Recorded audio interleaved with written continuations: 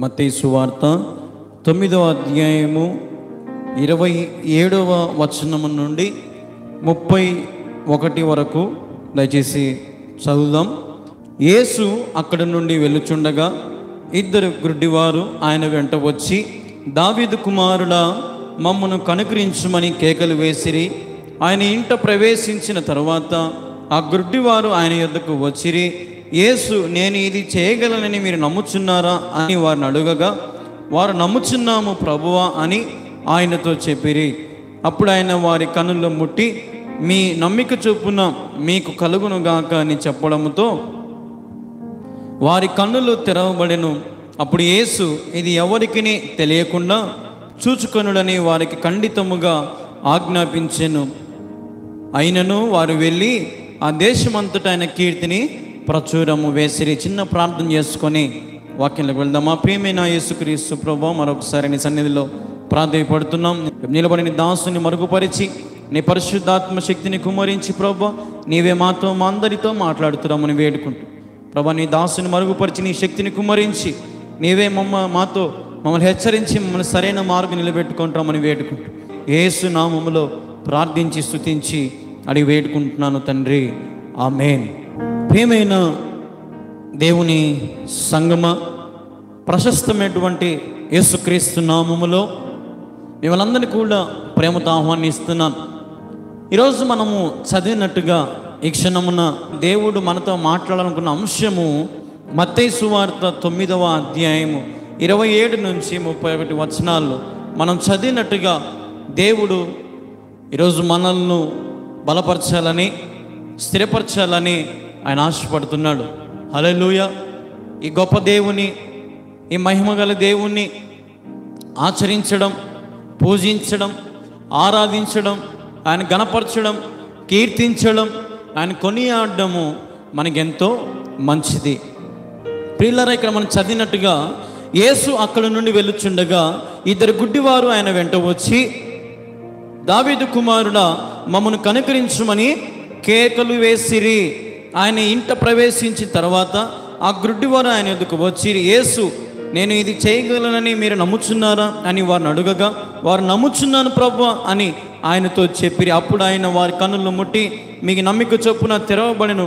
అప్పుడు యేసు, ఇది ఎవరికి తెలియకుండా చూచుకొనుడని వారికి ఖండితముగా ఆజ్ఞాపించిన. అయినను వారు వెళ్ళి ఆ దేశమంతటా ఆయన కీర్తిని ప్రచురము చేసిరి. హల్లెలూయా. ఇక్కడ మనం చదివినట్లుగా ఒక ఇద్దరు గుడ్డివారు, ఒక ఇద్దరు అంధత్వం కలిగినటువంటి వారు, కన్నులు లేనటువంటి వారు, గుడ్డివారు ఒక ఇద్దరు ఎవరి మీద నమ్మకం పెట్టుకొని ఉన్నారు? యేసు ప్రభు వారి మీద నమ్మకం పెట్టుకొని ఉన్నారు. హల్లెలూయా. వారు నాకు తెలిసి ఎంతోమంది డాక్టర్ల దగ్గరికి వెళ్ళే ఉంటారు, వైద్యాలు చేసుకోవాలని ఆశపడే ఉంటారు. నాకు తెలిసి డాక్టర్లు అందరు, నాయనా నీకు కళ్ళు రావు అని అన్నారేమో, నాయనా నీకు అంధత్వం నుంచి నీకు విడుదల కాదు నాయన, మేమేం చేయలేము, నువ్వు పుట్టుకతో గుడ్డిగా పుట్టావు, మేమేం చేయలేము. కానీ ఈ కాలంలో మాత్రము కళ్ళు మారుస్తున్నారు, గుండె అన్నీ మారుస్తున్నారు. ఎందుకంటే వైద్య రంగము చాలా అడ్వాంటేజ్, చాలా అప్డేట్ అయిపోయింది, మంచిదే. కానీ ఆ కాలంలో దేవుడే పరమ వైద్యుడు, నేటికి కూడా ఆయన పరమ వైద్యుడే. ఒకవేళ డాక్టర్లు చేయలేనిది దేవుడు చేయగలడు, నమ్మితే. నమ్మిక చొప్పున. అందుకే కదా దేవుని దగ్గర వీళ్ళు ఏం చేశారంట? కేకలు వేసిరి. అంటే ఈ యేసు ప్రభుతో పాటు కొన్ని లక్షల మంది ఉన్నారు అక్కడ, యేసు ప్రభుని వెంబడిస్తూ. యేసు ప్రభుతో జనసమూహం అంతా ఉంది. అందుకే వారు యేసు ప్రభుకి వీళ్ళ స్వరం వినపడాలని, అందులో గుడ్డివారు పొరపాటున మనుషులలో దూరితే మనుషులు ఎక్కడ తొక్కుతారో అని ఒక సైడ్కి నిలబడుకొని ఉన్నారు. వీళ్ళు ఒక మూల నిలబడుకొని ఉన్నారు, ఈ గుడ్డివారు. యేసు ప్రభు అటు పక్కకు రాగానే ఆ జనము ఆ గోలలో వీళ్ళు ఏం చేశారంట? యేసు ప్రభువా అని కేకలు వేశారు. కేకలు వేసి, అయ్యా మేము గుడ్డివాడిగా ఉన్నాము, మాకు కన్నులు కావాలా, మాకు చూపు చూడాలని ఉందయ్యా అంటే యేసు ప్రభు అన్న మాట వాళ్ళు అడగగానే యేసు ప్రభు కళ్ళు ముట్టి వారి కళ్ళు వచ్చేట్టు చేయలే. యేసు ప్రభు ఒక మాట అన్నాడు, ఏమన్నాడు? మీరు నేను చేయగలనని నమ్ముతున్నారా? హల్లెలూయా. మీరు నేను చేయగలనని నమ్ముతున్నారా? అప్పుడు ఆ ఇద్దరు చెప్పిన మాట, అవును ప్రభువా, మేము నమ్ముచున్నాం. నువ్వు ఒక్కనివే మాకు దిక్కుగా, మేము ఎక్కడికి పోయినా మాకు స్వస్థత లేదు, మాకేమో చూపు కావాలా, మేము నిన్ను చూడాలా, నిన్ను వెంబడించాలా, నువ్వు చేసే క్రియలు, నువ్వు చేసే ఆశ్చర్యాన్ని అనేక మందికి మేము ప్రచురము చేయాలా. ప్రభువా, మా కన్నులు తెరచు, మాకు నమ్మకం ఉంది, నువ్వు చేయగలవనే ధైర్యము, ధీమా మాకు ఉంది ప్రభువా, మా కన్నులు మాకు తెరచు. యేసు ప్రభువారు, సరే మీ ఇద్దరి నమ్మకము చొప్పున మీ కన్నులు యేసు నామములో తెరవబడును గాక. ఆమేన్. హల్లెలూయా. ఈ గుడ్డివారు యేసు ప్రభుని వెంబడించారు, యేసు ప్రభుని, యేసుక్రీస్తు వైపు చూచారు. అయినను వారు వెళ్ళి దేవుడు చెప్పిన మాట ఏంటి? ఇది ఎవరికీ తెలియకుండా చూచుకున్నాడని వారి ఖండితముగా ఆజ్ఞాపించాను. దేవుడు ఒక్కొక్కసారి మనకు కూడా ఎన్నో అద్భుతాలు, ఆశ్చర్యక్రియలు చేస్తాడు, కానీ ఆయన పబ్లిసిటీ కోరుకునే దేవుడు కాదు. నేను చేశాను, నా ద్వారా ఇదైంది అని పోయి చెప్పుకోండి, గొప్పగా ప్రకటన చేయండి, గొప్పగా అనేక మందికి తెలియజేయండి, అనేకమైన అశేషమైన జన సమూహానికి తెలియపరచండి అని దేవుడు కోరుకునేవాడు కాదు. దేవుడు ఎక్కడ కూడా నా గురించి చెప్పండి, నా గురించి డబ్బా కొట్టండి, నా గురించి బ్యానర్లు వేయండి, నేను ఇంత చేసిన అంత చేసిన అని కొన్ని లక్షల మందికి తెలియపరని ఎక్కడ దేవుడు చెప్పుకోలా. కానీ ఎవరైతే మేలులు పొందుకున్నారో, ఎవరైతే ఆశీర్వాదాలు పొందుకున్నారో, ఎవరైతే అద్భుతంగా నానా విధమైన వాటిని అనుభవిస్తున్నారో, వారు తట్టుకోలేక ఉండలేక యేసు ప్రభు చేసిన వాటిని వెళ్ళి అనేకమైన జన సమూహానికి వాళ్ళు వెళ్ళి ప్రకటించారు. హల్లెలూయా. ఈ దేవుడు, ఈ నమ్మదగిన దేవుడు అద్భుతాలు చేస్తాడు, ఆశ్చర్యాలు చేస్తాడు, కానీ ఈయన పబ్లిసిటీ కోరుకునే దేవుడు కాదు. అందుకే ఆ గుడ్డి వాళ్ళు ఇద్దరు అడిగారు, అయ్యా మాకు కళ్ళు లేవు, మాకు నువ్వు అనుకుంటే మాకు కళ్ళు ఇవ్వగలుగుతావు, మాకు ఆ నమ్మకం ఉంది, ఒకసారి మమ్మల్ని ముట్టేసాయి అని అడిగితే, మీ నమ్మకము చొప్పున మీరు కన్నులు తెరవబడునుగా. నమ్మకం ఉంటే చాలు, అంధత్వం నుంచి మన కన్నులు తెరుచుకోవచ్చు. ఈరోజు క్రైస్తవులలో నమ్మకం లేదు, విశ్వాసం లేదు, భయం లేదు, భక్తి లేదు, దేవుడంటే ప్రేమ లేదు, దేవుడంటే ఆయన చూస్తున్నాడు అనే భయం లేదు, ప్రతి దానికి దేవునికి లెక్క చెప్పాలా అనే భయం లేదు, నమ్మకం లేదు, విశ్వాసం లేదు. కానీ ఏం కావాలి? ఆశీర్వాదాలు కావాలా, స్వస్థతలు కావాలా, ఆరోగ్యం కావాలా, ఇంట్లో డబ్బు నిలబడాలా, కష్టార్జితం సంపాదించుకోవాలి, మంచి పొజిషన్కి పోవాలి, బాగా డబ్బు సంపాదించాలా. దేవుడా సహాయం చేయి, నేను ఉన్నత స్థానానికి పోతే నీ చర్చికి నేను ఏదో ఒకటి ఇస్తా కదా. మందిరానికి పోకుండా దేవుని మందిరానికి ఏమి ఇస్తారంట? ఏదో ఒకటి ఇస్తా, మాకు సహాయం చేయి, మేము బాగా సెటిల్ కావాలి, మా పొలాలు, మా పంటలు, మా పనులు మాకు ఫుల్గా ఉండాలి. చర్చికి అయితే మేము రాలేం, ఫుల్ బిజీగా ఉన్నాయి, మాకు పనులన్నీ బిజీగా ఉన్నాయి, చర్చికి రాలేం, అన్నట్టు నీ చర్చికే మేము ఏదో ఒకటి ఇస్తాం అని ఈరోజు దేవునితో వ్యాపారం చేసే క్రైస్తవులను మనము చూస్తూ ఉన్నాం. అందుకే దేవుడు అంటున్నాడు, మీ నమ్మిక చొప్పున మీ అంధత్వం నుంచి మీకు విడుదల కలుగును గాక. ఆ గుడ్డి వాళ్ళు ఇద్దరు, అయ్యా యేసు ప్రభు అని కేకలు వేశారు, కష్టపడ్డారు. యేసు ప్రభు జన సమూహంలో ఉంటే దూరి యేసు ప్రభు ఒక ఇంట్లోకి పోతే ఇంట్లోకి పోయారు. ఇంట్లోకి పోయి ఆ ఇంట్లో కూర్చొని యేసు ప్రభు ఉంటే అక్కడికి వెళ్ళి, అయ్యా యేసయ్యా ఎంతసేపు నుంచి పిలుస్తున్నామయ్యా, మా కన్ను లేవు, మేము గుడ్డి వాళ్ళమయ్యా, మా కన్ను చూపులకు మాకు కావాలయ్యా, ప్లీజ్ అయ్యా యేసయ్యా అంటే, మీరు నేను చేయగలనని నమ్ముతున్నారా? నమ్ముతున్నాం, నువ్వు చేయగలవని మేము నమ్ముతున్నాం యేసయ్యా అంటే, అయితే మీ నమ్మిక చొప్పున మీకు కళ్ళు తెరవబడును గాక. ఈరోజు దేవుడు కళ్ళంటే ఏదో ఈ కళ్ళని కాదు, యేసుక్రీస్తు నామములో ప్రతి క్రైస్తవుడు ఈరోజు అంధుడుగా జీవిస్తున్నాడు. కళ్ళు ఉన్నాయి కానీ యేసు ప్రభువుని చూడలేకపోతున్నారు, నేత్రాలు ఉన్నాయి, యేసు ప్రభుని ఆరాధించే గుణం ఉంది కానీ యేసు ప్రభుని చూడలేకపోతున్నారు, యేసు ప్రభుని వెంబడించలేకపోతున్నారు. ప్రపంచంలోనే అతి పెద్ద ఒక దైవజనుడు ఉన్నాడు, నిక్ క్విజ్ అనే ఒక 40 సంవత్సరాలు ఒక బ్రదర్ ఉన్నాడు, నిక్ క్విజ్. ప్రపంచంలోనే పెద్ద దైవ సేవకుడు. ఆ దైవ సేవకుడు ఒకవేళ మన ప్రొద్దుటకు రావాలంటే మినిమం 3 సంవత్సరాల ముందు చెప్పాలి. అంటే అంత డేట్స్ బిజీ.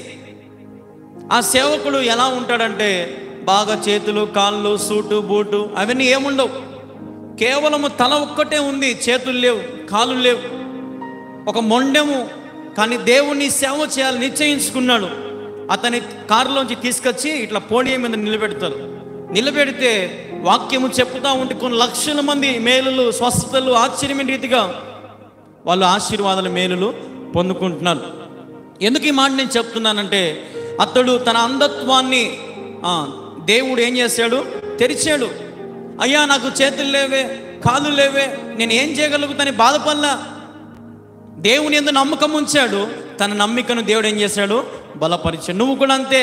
నీకు దేవుడు చేతులు ఇచ్చాడు, కాళ్ళు ఇచ్చాడు, సమస్తము దేవునికి ఇచ్చాడు. దేవుని పని చేయండి అయ్యా, దేవుని కోసం నడవండి, దేవుడు మీ జీవితాలు బలపరుస్తాడు, స్థిరపరుస్తాడంటే నువ్వేమంటావంటే అయ్యా ఇప్పుడు నేను రాలేను, నా వల్ల కాదు, నాకు నువ్వంటే నమ్మకం ఉంది, నువ్వంటే నాకు విశ్వాసం ఉంది, కానీ నేను ఏమీ చేయలేని స్థితిలో ఉన్నానయ్యా. కానీ దేవుడు అట్లాంటి సమాధానాన్ని వినడు. ఈ లోకంలో దేవుడు నేను పంపించింది, ఈ లోకంలో దేవుడు నిన్ను పెట్టింది ఎందుకయ్యా అంటే ఆయన గురించి నువ్వు అనేక మందికి రక్షణ సువార్త అందించాలని. మన ఊరికి ఎవరో వ్యాన్లో సువార్త చెప్పుకుంటూ వచ్చారు. ఎంతో సంతోషం అనిపించింది. అసలు ఈ ఊరిలో ఎంత సువార్త వెగజల్లుతున్నాడో దేవుడు, దేవుని మాటలు ఎంతగా చెప్పుతున్నారో సేవకులు, గొప్ప గొప్ప వాళ్ళు, సభలు, వాళ్ళకి పని పాట లేదో చెప్పండి, డీజిల్ పోసుకొని వ్యాన్ వేసుకొని మన ఊరికి ఎందుకు వచ్చారు? అనేక మంది రక్షణ పొందాలని, అనేక మంది యేసయ్య నామాన్ని మహిమపరచాలని, సంపూర్ణంగా యేసు ప్రభు మహిమను చూడాలని. కానీ ప్రియులారా, ఈరోజు మనుషులు అట్లా చూడడంలే. ఎట్లా చూస్తారంటే వాళ్ళకేం పని పాట లేదేమో, డీజిల్కి ఎక్కువైందేమో, ఊరికే వీడు ఉండే చర్చిలే సాలవని మళ్ళీ వీళ్ళు రావాలని అనే రకంగా ఈరోజు మనం చూస్తున్నాం. ప్రియమైన దేవుని బిడ్డలారా, దేవుని యందు నమ్మకం ఉంచండి. నువ్వు దేవుళ్ళ నమ్మిక ఉంచితే నువ్వు ఎంత వాక్యం విన్నా కూడా తనివి తీరదు. నువ్వు ఇప్పుడు ఉదాహరణకి కొంతమందికి తెల్లన్నము పప్పు రసం అయితే కొద్దిగా తింటారు, అదే బిర్యానీ అయితే 2 కడుపులు వస్తాయి. అంటే ఇంత తినేది ఇంత తింటారు. అంటే దాని అర్థం ఏంది, వాడు బలపడాలి, వానికి మంచి ఆహారం అంటే ఇష్టం. అలాగే నువ్వు కూడా యేసు ప్రభు నమ్ముకుంటే నీ కడుపు తనివి తీరదు. దేవుడు మాట్లాడుతూ ఉంటే ఇంకా మాట్లాడు ప్రభువా, ఇంకా నన్ను దర్శించు ప్రభువా, నన్ను బలపరచు ప్రభువా అని అంటావు. కానీ ఈరోజు మనుషులు, క్రైస్తవులు అట్లా లేరు. క్రైస్తవులు దేవుడు చెప్పిన మాటకు లోబడట్లా. దేవుడు ఎన్ని అద్భుతాలు చేసినా గుడ్డివాణి లేపుతున్నాడు, కుష్టివానికి వ్యాధి నుంచి స్వస్థత ఇస్తున్నాడు, రక్తస్రావం గల స్త్రీకి తన బాధ నుంచి విడుదలిస్తున్నాడు. 38 సంవత్సరాలు పరుపేసుకొని ఆ కోనేరు దగ్గర ఒక పెద్ద ఆయన పడుకొని ఉంటే వానికి స్వస్థత లేక ఇబ్బందులు పడుతూ ఉంటే ఆ యేసు ప్రభువే దిగొచ్చి వాని ముట్టి స్వస్థపరుస్తాడు. 38 సంవత్సరాలు కోనేరు దగ్గర పరుపేసుకుని పడుకొని ఉన్నాడు. మరి ఈరోజు దేవుడు నీ కోసం కూడా ఉన్నాడు. దేవుడు ఆనాడు ఉన్నాడు, నేటికి ఆయన ఉన్నాడు. యేసు ప్రభువుని సంపూర్ణ విశ్వాసం ఉంచండి. ఈ అపనమ్మకాలొద్దు, అవిశ్వాసం వద్దు, వేషధారణ క్రైస్తవ జీవితం వద్దు. నమ్మారా, గుడ్డిగా ఆయన నమ్మండి, ఆయనను వెంబడించండి. మీ కన్నులు దేవుడే తెరుస్తాడు. దేవుడు మీకు ప్రతిదానికి ఒక సమయం ఇస్తాడు. ప్రతిదానికి ఒక సమయం ఉంటుంది. ప్రతిదానికి నువ్వు దేవుని సన్నిధిలో కష్టపడి బలపడితే నువ్వు దేవుని సన్నిధిలో మహింపరచబడతావు, దేవుని సన్నిధిలో ఎత్తబడతావు.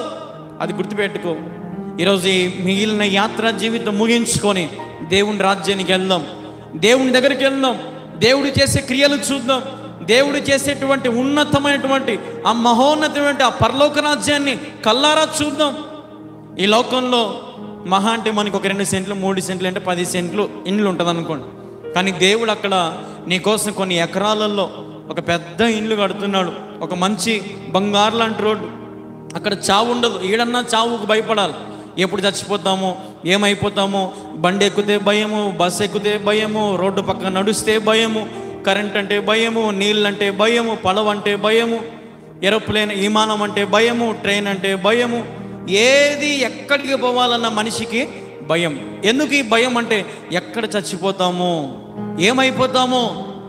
అందుకే దేవుడు అంటున్నాడు, నువ్వు చనిపోతే పాపుల కోసం మరణించు, నీతిమంతుల కోసము కాదు. పాపుల కోసం మరణించు, సువార్త చెప్పు, దేవుడి నామాన్ని అనేక మందికి తెలియపరచు. నీ కుటుంబం కోసం ఎలాగ కష్టపడి నీ కుటుంబం బాగా వర్ధిల్లింపబడాలని, నీ కుటుంబం మంచి పొజిషన్లో ఎంత కష్టపడతావో అలాగే దేవుని కోసం కొంచెం ఎఫర్ట్ పెట్టు, కొంచెం కష్టపడు, దేవుని కోసం కొంచెం ప్రయాసపడు. ఇంకా ఏమి తినుదామా, ఏమి త్రాగుదామా, ఏమి ధరించుకుందామా అని వీటి గురించే నువ్వు ఆలోచన చేస్తే ఈ లోకంలో నువ్వేమీ సాధించలేవు. అందుకే దేవుడు అంటున్నాడు, ఈ లోకం వైపు మీరు చూడదు. ఈ లోకంలో మీరు ఉప్పై ఉన్నారు. ఈ లోకంలో మనము క్రైస్తవులు ఉప్పై ఉన్నారు. ఇప్పుడు కూరలలో ఉప్పు లేకపోతే బాగుంటుందా? బాగుండదు. ఏ కూర చేసినా కూడా, ఏ అన్నము చేసినా కూడా ఉప్పు లేకపోతే ఏమంటారు? ఎవరన్నా సక్రమంగా తింటారా? తినరు. అందుకే దేవుడు అంటున్నాడు, మీరు లోకమునకు ఉప్పై ఉన్నారు. ఉప్పు సారమైనది, అది నిస్సారమైనది కాదు. అది మంచి రుచిని ఏర్పాటు చేసేది ఉప్పు. ఈరోజు క్రైస్తవుడా, నువ్వు ఎక్కడున్నా సరే ఉప్పులాగా జీవించు. నువ్వు ఏ ప్రాంతంలో ఉన్నావో, ఏ ఇంట్లో ఉన్నావో, ఏ వీధిలో ఉన్నావో అక్కడ ఉప్పులాగా మంచి ప్రవర్తన కలిగి, మంచి సాంగత్యము కలిగి, మంచి సహవాసం కలిగి, మంచి స్నేహితులను కలిగి, మంచి రక్త సంబంధం బంధుత్వం కలిగి నువ్వు జీవిస్తే దేవుడు వచ్చినప్పుడు నువ్వు ఎత్తబడతావు. ఈరోజు ఈ గుడ్డి వాళ్ళు యేసు ప్రభుని గుడ్డిగా వెంబడించి కేకలు వేశారు, అయ్యా అయ్యా అయ్యా అయ్యా అని. నీకు అన్నీ ఉన్నాయి కానీ కేకలు వేసే మనసు నీకు లేదు.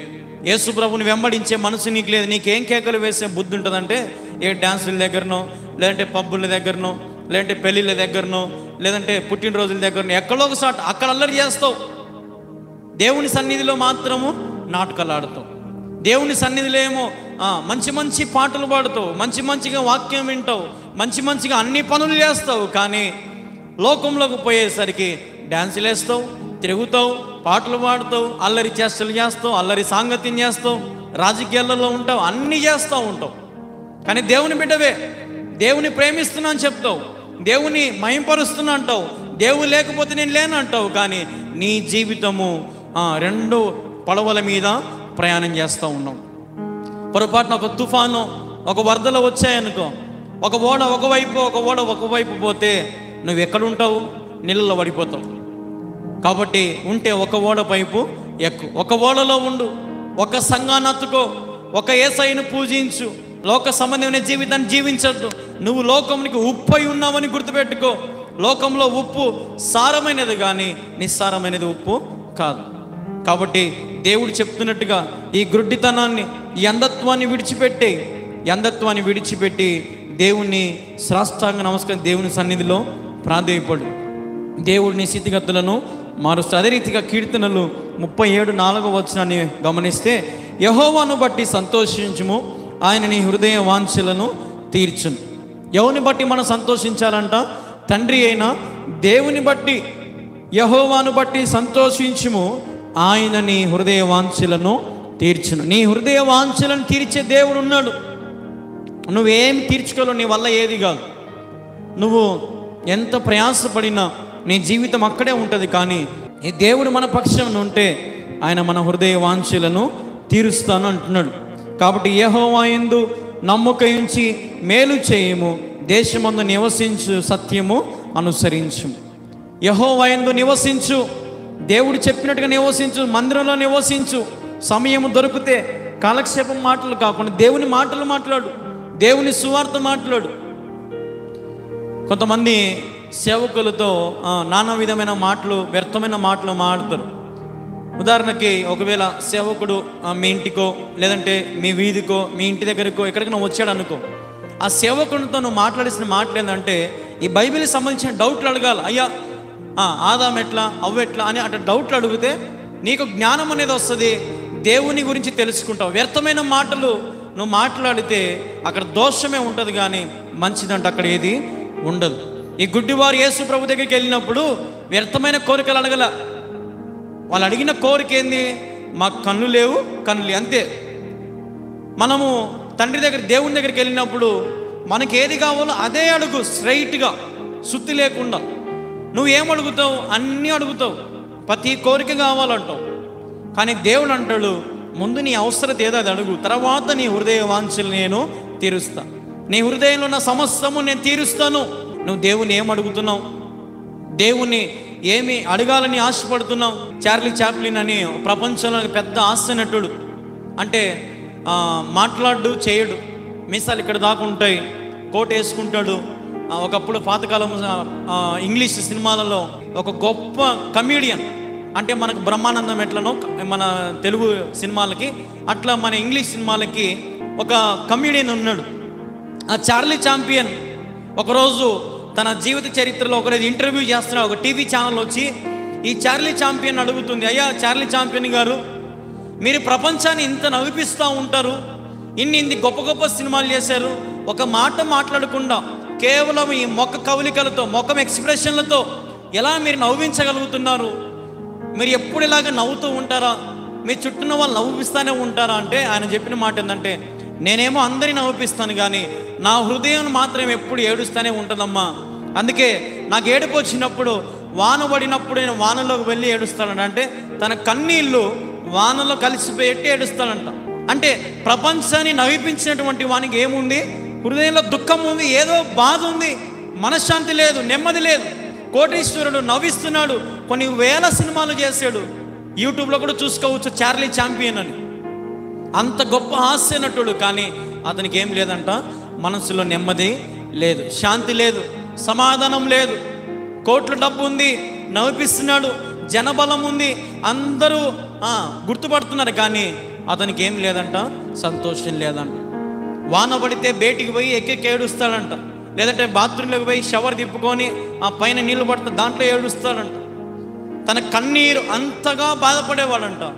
కానీ నేను చెప్తున్నాను వినండి, అంత గొప్ప హాస్య నటునికే శాంతి లేదు, మనశ్శాంతి లేదు. మరి మనం ఏ పాటి వారం?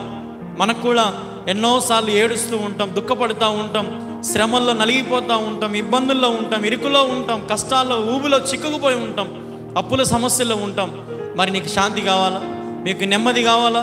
అయితే యేసు ప్రభుని నమ్మకం ఉంచి ఆయన మందిరంలో సాగిలపడి అయ్యా నీ కేకలు వేయి. యేసు ప్రభు తప్పకుండా నీ నమ్మిక చొప్పున ఆయన గొప్ప కార్యము చేస్తాడు. గుడ్డివాళ్ళు కూడా, ఈ ఇద్దరు గుడ్డివాళ్ళు యేసు ప్రభు ఎందుకు ఒకరి ఒక నమ్మిక ఉంచుకున్నారు. యేసు ప్రభు నమ్మకం, యేసు ప్రభు మీద గుడ్డిగా నమ్మి చూపును పొందుకున్నారు. ఈరోజు నువ్వు కూడా నీ బాధలు, కష్టాలు, శ్రమలను చూసి, ఇబ్బందులను చూసి, అవమానాలను చూసి, నిందలను చూసి భయపడద్దు. నిదానంగా ఉండు. దేవుడి సన్నిధిలో పశ్చాత్తాపడు. విరిగిన హృదయంతో దేవుడి సన్నిధిలో అడుగు. దేవుడు ఖచ్చితంగా నీ మనవిని ఆలకించి ఏదో ఒక రోజున ఆయన కనుదృష్టి నీ వైపు తిప్పుతాడు. ఆయన చెవి ఆలకిస్తాడు. నువ్వు అడిగేవన్నీ పొందుకునేంత వరకు ప్రార్థన మానొద్దు. నువ్వేం అడుగుతున్నావు? ఉదాహరణకి కొంతమంది ఉద్యోగాలు కావాలని, మంచి వివాహాలు కావాలని, మంచి కోడళ్ళు, మంచి కొడుకులు రావాలని, ప్రమోషన్లు రావాలని, పంట పొలాలు అభివృద్ధి కావాలని, ఇట్లా ఎన్నో ప్రార్థన చేస్తారు. అవి జరిగేంత వరకు ప్రార్థనలో పెట్టు. ఒకరోజు చేసి ఒకరోజు మర్చిపోయి మళ్ళీ ఎప్పుడన్నా గుర్తొచ్చి మళ్ళా చేసి అట్లా కాదు. దేవుని సన్నిధిలో అది పొందుకునేంత వరకు దేవుని సన్నిధిలో గోజాడు, దేవుని ప్రాధేయపడు, దేవుని సన్నిధి నిలబడు. దేవుడు అంటాడు, నీ నమ్మిక చొప్పున నీ కలుగును గాక. ఈరోజు మేలులు పొందుకుంటున్నాం, ఆశీర్వాదాలు పొందుకుంటున్నాం, అన్నీ అనుభవిస్తున్నాం. బాగలేనప్పుడేమో యేసయ్యా అని ఆయన దగ్గరకు వస్తాం. ఒక 6 నెలలు 7 నెలలు, మళ్ళీ ఆరోగ్యము, శక్తి, బలం అన్నీ వచ్చినాక అన్న యేసయ్య దగ్గరికి మళ్ళీ వద్దాంలే, ముందు నాకు లోకంలో పని ఉంది, ఆ పనికి పోవాలా, ఈడికి పోవాలా, ఆడికి పోవాలా అని అంటాం.